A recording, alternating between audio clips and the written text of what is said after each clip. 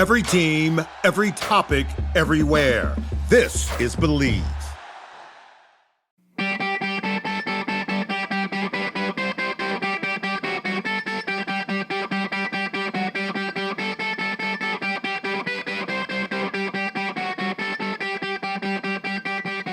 What's up, everybody? We got a Friday face-off. It's myself, Toph Scott, founder of the Hockey Think Tank, and Jeffrey J. Huluvacchio, founder of GMBM, GMT.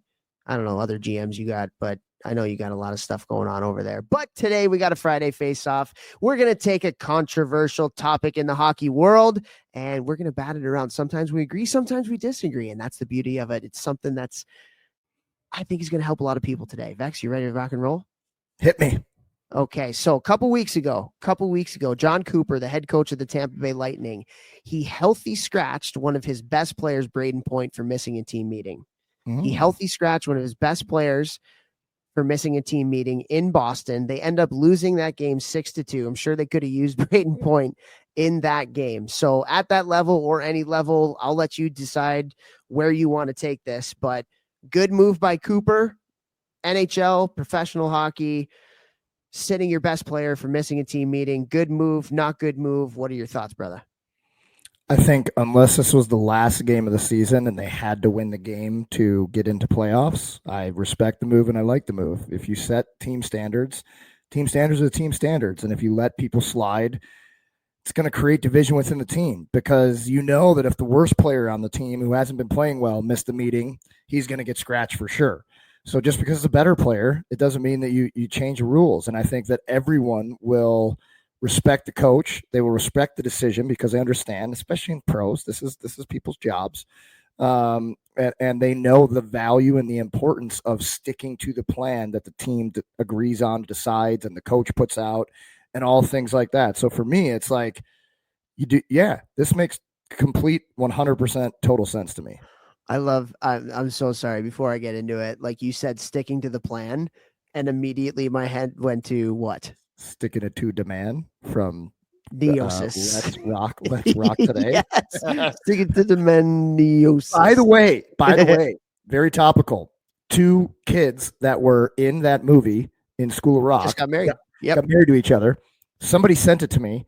I commented on it. Let's rock today. And I got so many hundreds, maybe 1,000 people liking it and messaging me back and saying other hilarious lines from the movie. So I keep getting dinged every time somebody likes it or puts another quote in there. You know, you're a fat loser and you have body odor. Anyways, I love it. Back to the board, Bill. I will say this though. I was only late for one thing in my whole level career, juniors, college, and pro. And that was my freshman year of college. I was actually rooming with our captain, Mike Erickson. Coach put me in with the captain so I could learn from the big cheddar my freshman year. And I think that we called down for a wake-up call for nap time. And they never called us. And we slept in and we wound up, popping up like Home Alone, like, we slept in. We did it again. We came down and I was like, oh my God, like I'm the freshman. I'm blaming this on the captain. No, but we didn't get the call. They never called our room. Still our fault. We didn't set, our alarms or whatever. It was the only time I was ever late. And we both played that night. But, everybody stink eye, coach stink eye. Like we got the stink eye. We deserved it. I thought I deserved not to play, to be honest with you. But luckily I was with El Capitano and I was the captain the next year. So that was the only time I ever missed something.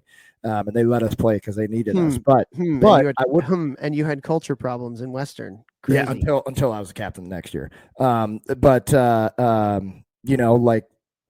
I would have respected if he would have sat me that night 100%, no doubt about it. Here's the rule: be on time. And I was 3 minutes late to the meeting, so I would respect the coach that sticks to the plan.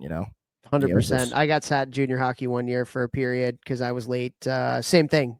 Called down, didn't get the wake up call. Should have set another alarm or something like that just to double check. But I missed the first period and it was in Tri-City, and that is the farthest place to go for junior hockey, and my dad actually drove out there to watch the game, and we were doing wow. I think it was because it was like Omaha, Lincoln, and you were in Omaha kind of thing, and we always did those trips.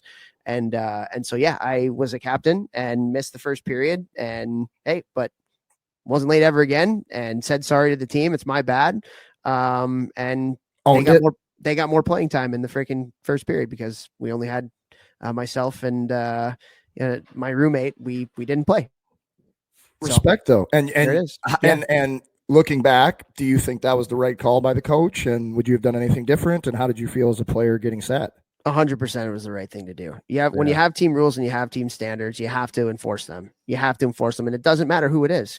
And so going back to this one with John Cooper and Brayden Point, okay, John Cooper has won at every single level. He was a championship coach in the USHL. He was a champion in the NA. Then he was a championship coach in the USHL. And then he was a championship coach in the AHL. And then now he's a 2-time Stanley Cup winner in the NHL. And he's going to go down. He's a Hall of Famer. Like, he's going to be a Hall of Famer. This is why. I would bet you that if you went by X's and O's, John Cooper would not be a Hall of Famer. But if you go by how to manage a team and people and personalities and things like that, there might not be another person who has been better in the entire history of our sport. He's at least in the top 5. And so when you look at it, that's what, like, culture wins championships. Yes, talent wins championships, but culture wins championships.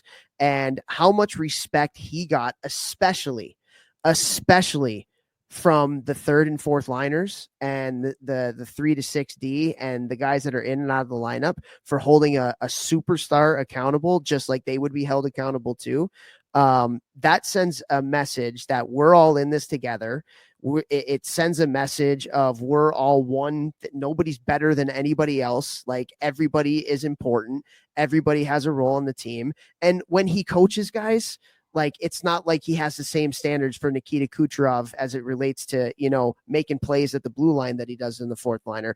But when it comes to the things that you can control, right? Like being on time and team standards and stuff and effort, like, those are non-negotiables. And so I applaud what he did. The fact that they lost to the Boston Bruins 1 game out of 82, who gives a crap? I bet you he had a conversation with Brayden Point, and I would imagine that Brayden Point, being the guy that he is, owned it and was like, my bad, and probably apologized to the team. And went from there, because you do have to do a little bit of a conversation on the side to make sure that everything's good. This is the decision that we're making, and this is why. And Point was probably like, yeah, I get it, and they lost, but who cares? It's 1 out of 82. And that loss, I mean, doesn't mean you're going to lose by sitting him, but they did lose. And that loss is going to get them way more wins because the buy-in to the team standards and cultures were just reinforced hardcore. So it's 1 step back for 10 steps forward. 100%, man. And so many coaches coach just for that next game. Like, the best one, they coach for the long game, and they coach for the season. And maybe you do. And that, like, honestly, like, let's take this back to youth hockey. Because that's what we do sometimes. Like, that's like, a peewee coach only having, 1 power play unit that goes out on the power play because they want to win, this next game in September, rather than letting everybody play on the power play and developing everybody so that the culture's better, and then everybody, develops those skills towards the end of the year. You got to coach the long game here. And especially in the NHL, it's a long grind of a season. Culture is so incredibly important. Yeah, man, like, it's huge. And I'll read his statement about it in the media. John Cooper, he goes, "We've had a standard since I've been here. It's professional sports, and you've got rules, and nobody's above the law. It's unfortunate because this game we could have really needed him, but the one that probably feels the worst about it is Pointer." And it just kind of goes like he owned up to it, I'm sure. He knows he let the team down. He knows that he didn't adhere to the team standards. And you know what? Like, we all need to do that better. We need, and especially for youth coaches, again, going back to youth, like, you should be coaching your best players the hardest, because not only is it going to make them better, but it also sends a message to everybody else that I'm going to coach you the same that I'm going to coach you from an effort standpoint, from a standard standpoint, as everybody else. And when youth coaches, they do it all the time. They let their top guys kind of do their thing because they don't want to piss the parents off. Because if you coach a kid hard and he doesn't like it, then the parent is going to take their kid to another organization, or it's, I'm not going to win this game in September in Pee-wees if I hold this kid accountable, right? And so you going back to it, like standards are standards. You have to hold people accountable to them, and it doesn't matter who it is. And I know that the episode should be over now, but guys, I gotta give you this juicy story. It's been a few years since I think I told it, so very quickly talking about the standards. Okay. Obviously, you guys have heard me talk about my coach in juniors, who is an absolute psychopath.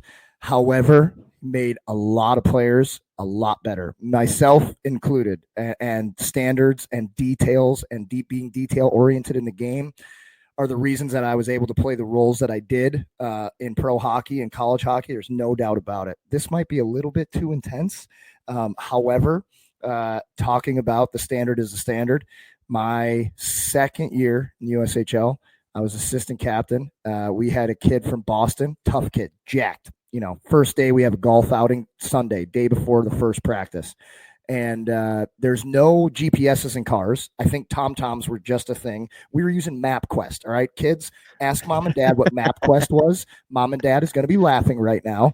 But everybody used MapQuest. So it's this kid's first day in Omaha. He's from Boston. Never been probably out to Omaha, Nebraska.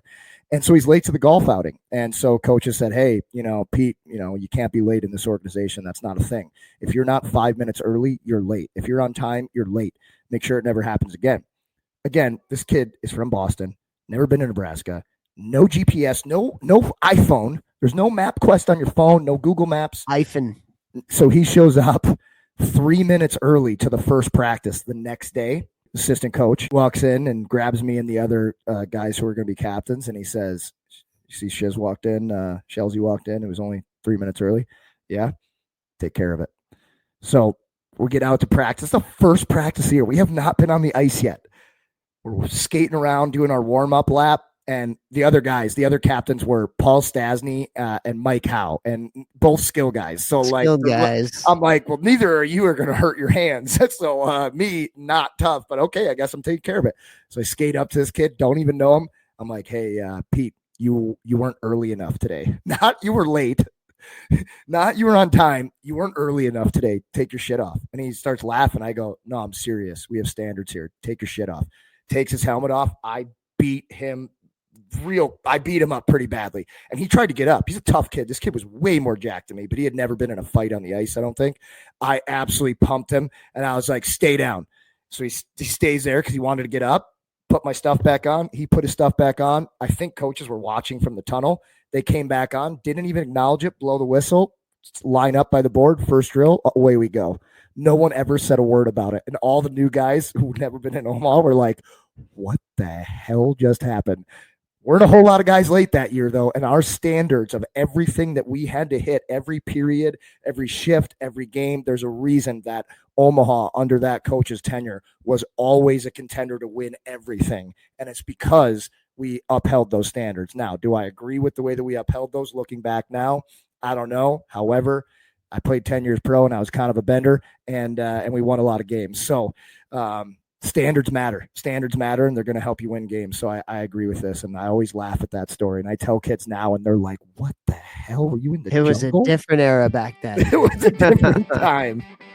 It was a different time. All right, guys. Standards. Don't be late. Standards. Or else I'll be there waiting. Share the show, guys. Thank you.